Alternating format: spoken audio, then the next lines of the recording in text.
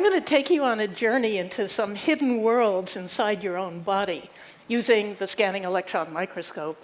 These microscopes use a beam of electrons to illuminate things that are too small to be seen by the photons of visible light. And to put this in context, if you mentally divide one tiny millimeter into 1,000 parts, each one of those parts is a micrometer, or micron for short.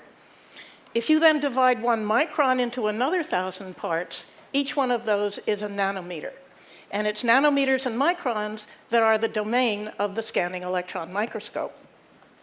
So let's start with something on the body that we can measure at about 100 microns wide, and that would be a human hair, which now you can see is covered with scales, just like all of our hairs, and in fact, just like all mammal hairs.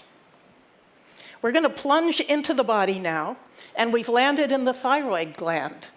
Here we're looking at proteins that are being secreted into a storage chamber where they're going to develop into the mature thyroid hormones before being released into the body.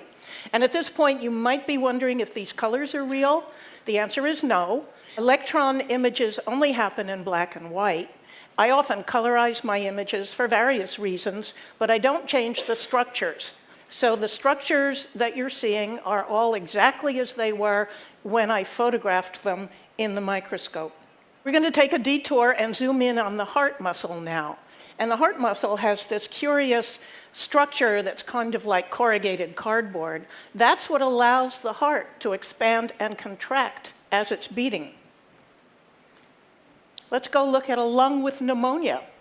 Here we've got a white blood cell poking around in an air sac looking for something to clean out, like a little vacuum cleaner. This is your immune system at work.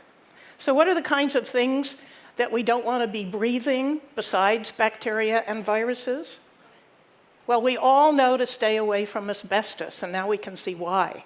This is a close-up view of the mineral that asbestos is made from, and now you can see that it's composed of many tiny, fine little needles. Each one of those needles is a single crystal. And in this picture, they're beginning to pry apart and tangle up into a spiky mess, not for breathing. What else might we want to avoid breathing? Well, how about diesel fuel? We're looking here at the particles of diesel soot, and these are extraordinarily tiny. In fact, each one of these little particles is only about 50 nanometers wide.